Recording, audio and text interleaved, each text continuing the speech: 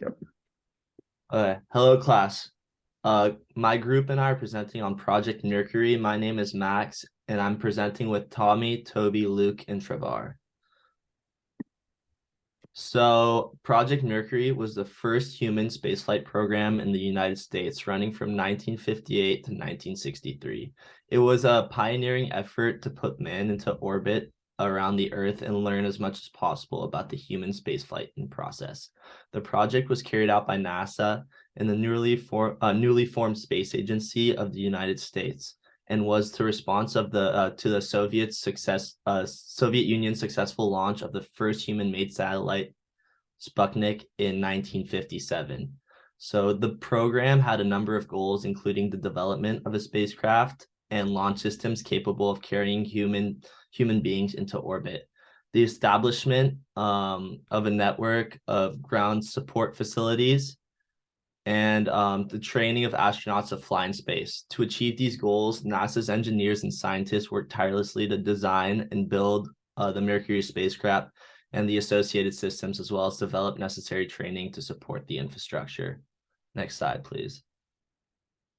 So, Project Mercury consisted of 6 separate missions with astronauts between the years of 1961 and 1963.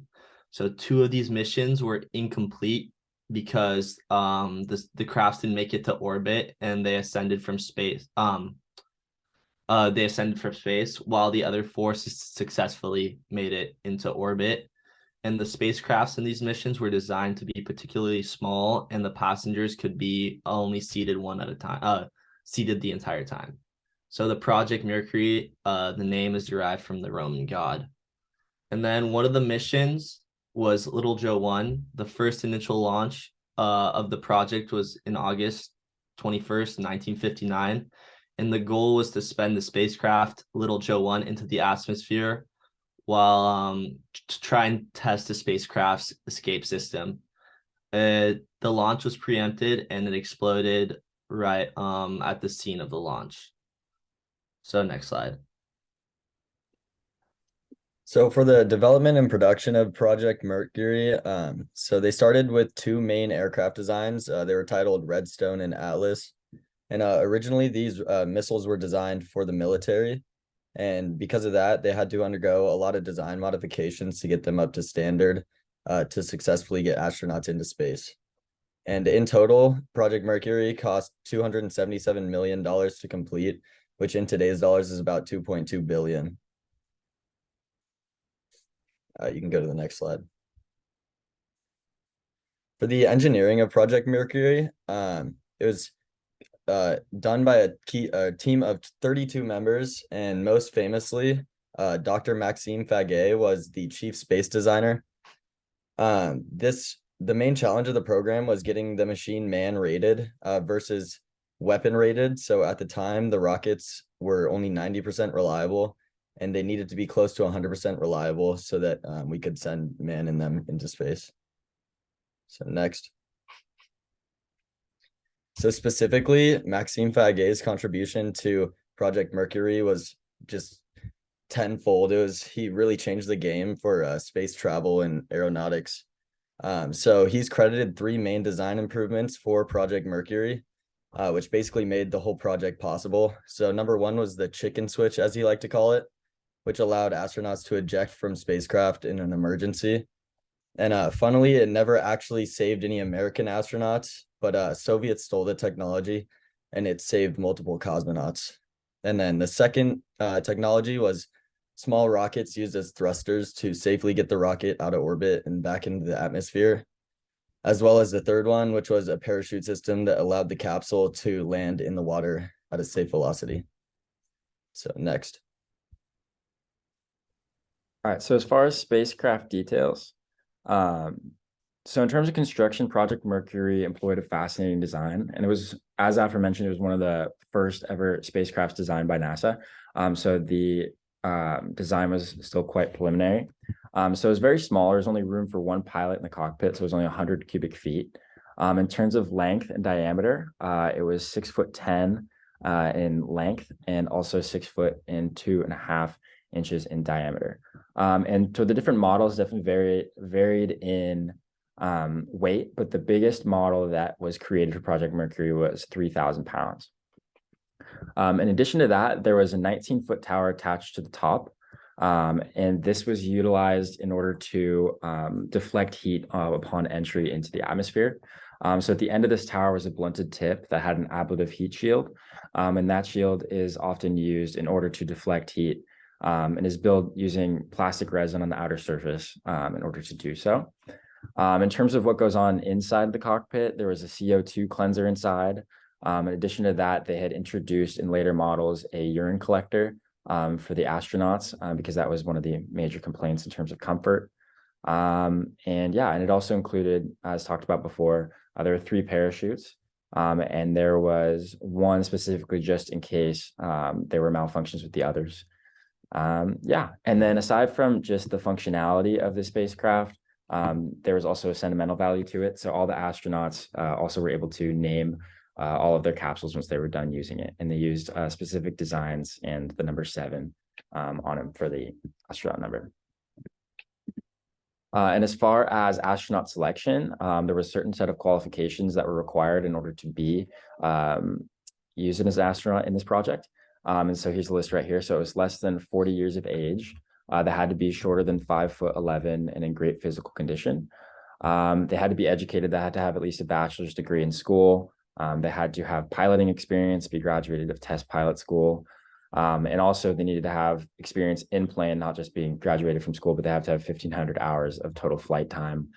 And then NASA also reached out to military branches for qualified individuals that fit these qualifications as well. It says 508 total service records, narrowed down to 110 candidates, and they briefed and interviewed, had 32 viable candidates by the end of this. So after they got their group of 32 candidates, they went to Albuquerque. They're based in Albuquerque for medical examinations. And these medical examinations were so thorough that they were actually the most complete health screens that they had ever been attempted on human beings. So there were 30 different laboratory tests that were administered. And this was over the course of 1 week. And then they collected chemical, encephalographic, and cardiographic data. Through X-ray examinations, they were able to map each man's body. And they had an ophthalmology section and a otolaryngology section, if I said that right, which is essentially just like the eyes, nose, ears, and throat. And then they also had physiological examinations. So they did bicycle ergometer tests, a total body radiation count, total body water determination, and they determined the specific gravity of each of the candidates' body. There were also cardiological examinations that were completed by heart specialists. And out of the 32 candidates, examiners had only found 1 candidate with potentially serious enough health issues to eliminate him from being an astronaut. Next slide, please. Okay, and so after that, they went to the Aeromedical Laboratory of the Wright Air Development Center. And this is where they did more like psychiatric tests. So they had an elaborate set of environmental studies, physical endurance tests, anthropometric measurements, and psychiatric studies. So they did pressure suit tests, acceleration tests, vibration tests, heat tests, and loud noise tests. And they also did physical endurance tests on treadmills, tilt tables, with the astronauts' feet in the ice water, and they had to blow up balloons until they were exhausted. So these were all just kind of like crazy different tests to put the astronauts under pressure and stress and see how they would react. And during this time, they were going through continuous psychiatric evals. They lived with 2 psychologists throughout the week, just to kind of determine their personality and their motivation. They had tests on intellectual functions and special aptitudes. And so overall, there were 7 astronauts. And so on the bottom, you can read their names: Malcolm Carpenter, Leroy Cooper, John Glenn, Gus Grissom, Alan Shepard, Walter Schirra, and Donald Slayton. And so Alan Shepard became he made the first Mercury flight. It was a 15-minute long flight where he was temporarily in space and then came back down. And his capsule was named Freedom 7. And then Gus Grissom was the second astronaut to fly in Project Mercury. He named his capsule Liberty Bell 7. And John Glenn became the third astronaut to fly in Project Mercury. And he also became the first American to orbit the Earth, and his capsule was named Friendship 7.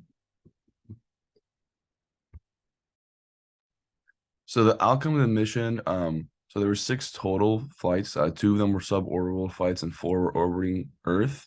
All 6 of the flights were considered successful due to the safety measures NASA had in place before launching them.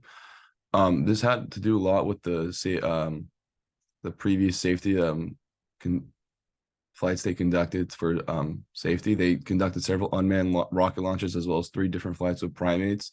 Sam and Ham, 2 of the primates, performed suborbital flights, while Enos, the 3rd primate, orbited the planet twice before returning. All these test flights allowed NASA to pinpoint and solve issues within the rockets to make them safer.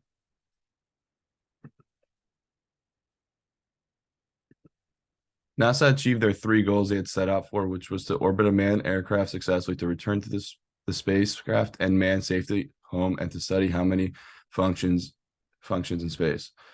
America's technology had been geared for mass production, and if a minor breakdown or issue occurred, it could be fixed easily. This didn't translate over well to the aerospace industry, as one small error could be catastrophic.